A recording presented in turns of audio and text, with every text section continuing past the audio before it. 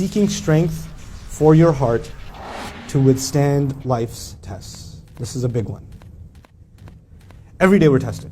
Sometimes the tests are small, sometimes the tests are big.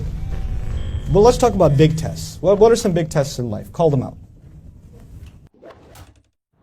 Death is a big, death in the family, death of a loved one, death of a friend. Other tests? Money related, money problems, sickness, illness, sure. Failure, disappointment, you know. But an exam is not a, well, it is a test. Yeah.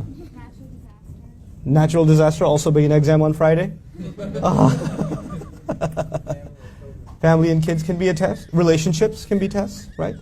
We can have trouble with our parents sometimes. We can have trouble with spouses, trouble with siblings, trouble with friends. Isolation can be a test. You feel lonely. You feel like nobody understands you. You feel everybody hates you. Addiction can be a test, sure.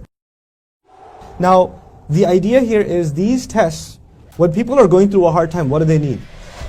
Again, call it out. Comfort, solace, support, someone to talk to, someone to vent to.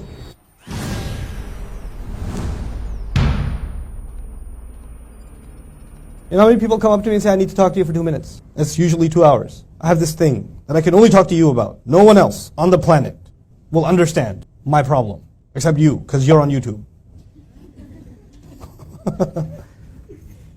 But what, in all reality, not to dismiss people's issues, people need someone to talk to.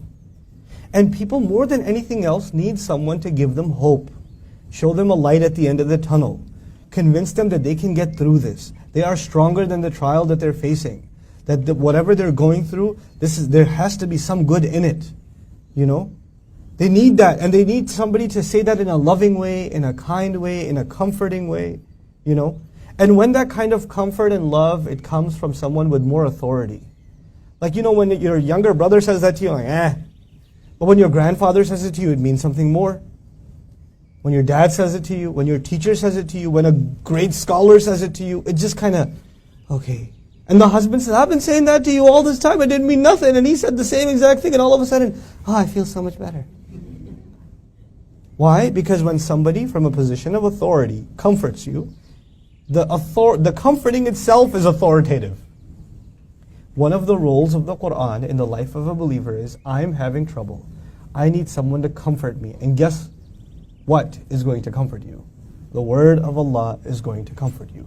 You're going to open up the Qur'an and you're going to read something and it's going to bring you comfort exactly in regards to your trial. One of my best friends in life, back in New York, I won't tell you his name because this recording will go up somewhere and he'll see, hey, you mentioned my name. So I'm not going to tell you his name. But he's from Bayshore, Long Island. Anyway, so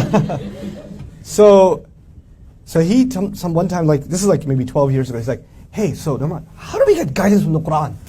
I need guidance from the Qur'an. Where do you begin? What do you look up, like an index? If you have problems with patience, read these ayat. If you have problems with health, read these ayat. What do you do? I was like, hey, try this. Next time you have a problem, just have a mushaf with you, a copy of Qur'an with you, and just randomly open any page and start reading. But read with the intention that you're looking for Allah to give you comfort, to give you guidance. This is guidance to the heart. Just read. See what happens.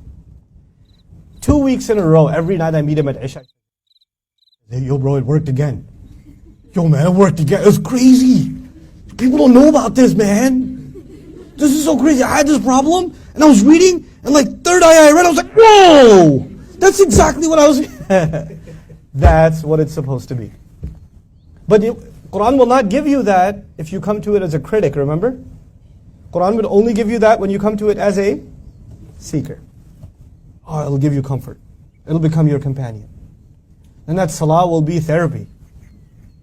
That salah will be, you could go see a counselor, and then you can go talk to Allah. And Allah will talk to you.